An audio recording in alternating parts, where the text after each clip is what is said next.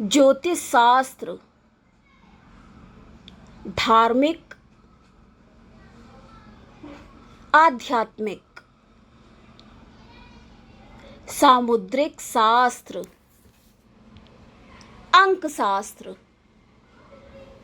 पुण्याय astrology bye ST में आपका स्वागत है।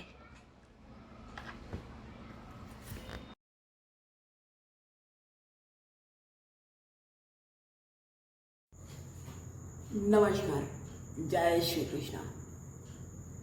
आपने प्रिय दर्शकों सुना होगा, आजकल ये बहुत चर्चा हो रही है कि गुरु बनाना चाहिए और अपना गुरु बनाए, किसी को बिना मतलब गुरु किए कुछ पूजा पाठ नहीं करना चाहिए या दीक्षा नहीं लेनी चाहिए, कुछ भी तरह तरह की बातें। तो आपको सिर्फ ये आगाह करना चाहेंगे प्रिय दर्शकों कि यूं ही सुनी सुनाई बातों में आपको किसी को भी गुरु नहीं बनाना चाहिए। और जब तक आप गुरु ना बनाएं, जब तक आपको स्वयं तसल्ली ना हो जाए, किसी दूसरे के द्वारा प्रभावित हो करके या आपसे किसी ने कह दिया या किसी और ने बना रखा है तो आपने भी उसका देखा देखी स्वयं भी आप उसके पास पहुंच गए और चले गए और आपको उसके बारे में कोई जानकारी नहीं है। क्योंकि अगर आप यूं ही गुरु बना लेंगे तो क्या होता है, उससे दोष लगता है। उल्टा अगर आप गुरु यूं ही बनाएंगे तो ये आपके लिए कल्याणकारी और लाभकारी नहीं होगा, अपितु ये उल्टा आपके लिए ये घातक हो जाएगा और वैमनस्य उत्पन्न होगा इससे।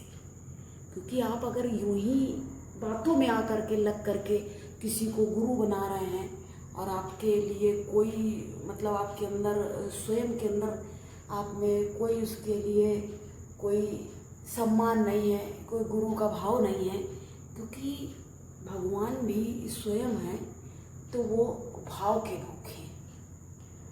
अगर भाव ही नहीं है तो क्या मतलब रह गया।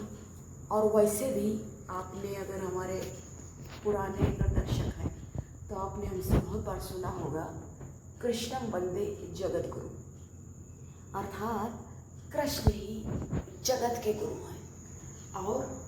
और कौन गुरु हैं? शिव गुरु हैं। अगर आप नहीं भी बनाते हैं तो आपको इससे कोई चिंतित होने की ज़्यादा आवश्यकता नहीं है, क्योंकि आजकल हम ये देख रहे हैं, हमें लगा इसके बारे में कुछ बात करनी चाहिए, वीडियो बनाना चाहिए। तो हमने आपको ये बताने के लिए कि बहुत लोग विचलित हो जाते हैं कि भाई गुरु नहीं किया है और गुरु करना ज़रूरी है। गुरु करना ज़रूरी है, ठीक है, लेकिन उचित गुरु, या अगर आपका कोई गुरु नहीं है तो आपको बिल्कुल विचलित नहीं होना है और आप अपना जो धार्मिक बने, ठीक है। बहुत ज़्यादा देखिए, अधार्मिक होना सही नहीं है और अत्यधिक धार्मिक होना भी सही नहीं। धार्मिक बने और बेवजह की कोई शंका या, क्योंकि इससे कन्फ्यूज़न क्रिएट होता है और डाउट आ जाते हैं, तो जो बातें देखिए नहीं होनी होती फिर वो भी बेवजह की समस्याओं को निमंत्रण देने जैसी बातें हैं।